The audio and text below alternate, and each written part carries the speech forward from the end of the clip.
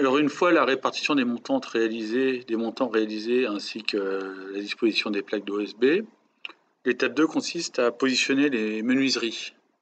Alors ici, dans ce cas-ci, j'ai repris le même mur sur lequel j'ai positionné une porte ici, une large porte, et une fenêtre assez large aussi. Alors ici, si je cache le bardage, là je me rends compte que j'ai ma menuiserie qui commence à gauche entre deux montants, mais qui tombe ici à cheval. Donc ce que je vais faire, c'est que je vais déplacer un petit peu la menuiserie, voilà, de façon à être comme ceci, vous voyez.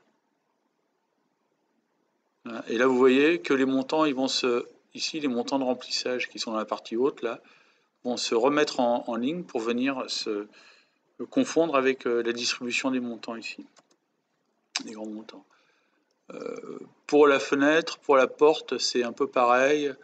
Je vais diminuer la largeur de cette porte. Hein, donc je vais prendre la porte ici, si j'arrive à la sélectionner, voilà. Là j'ai une largeur de 2000, je vais mettre une largeur de 1500. Et donc nous allons voir que la porte ici, et la taille de la porte va changer. Voilà. Là elle est toujours assez mal placée, donc je vais la positionner, je vais la disposer comme ceci. Et donc les petits montants qui sont en haut vont se recaler sur la distribution des grands montants. Voilà. Donc là, je passe relativement bien. Alors, donc vous voyez qu'une porte, hein, ici, là, alors si je prends la fenêtre, hein, ici, alors je vais cacher ça. Voilà, la fenêtre, elle est composée de montants latéraux, d'un linteau ici, d'une traverse haute, d'une traverse basse, et puis de petits montants qui ont pour vocation de venir exactement dans l'alignement des montants, des grands montants du mur, puisque ils devront reprendre le joint des plaques d'OSB, donc comme vous le voyez ici.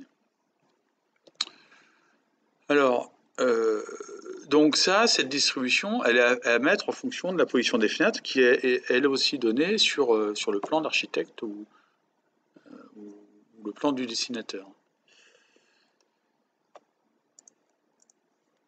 Alors bien sûr, ici, là, c'est plutôt incomplet, puisqu'on a bien la porte et les fenêtres qui sont positionnées, mais les montants ne sont pas taillés.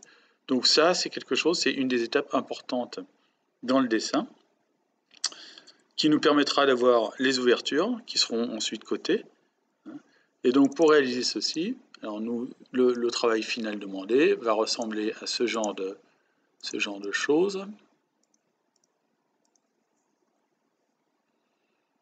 Là.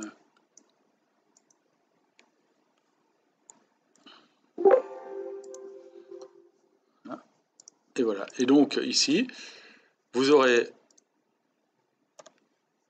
je vais me mettre un, voilà, vous aurez votre mur, vos plaques d'OSB qui seront découpées hein, sur votre dessin.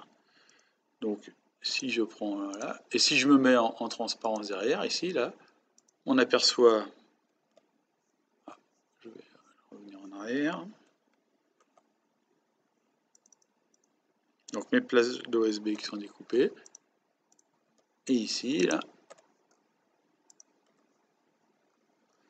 la répartition.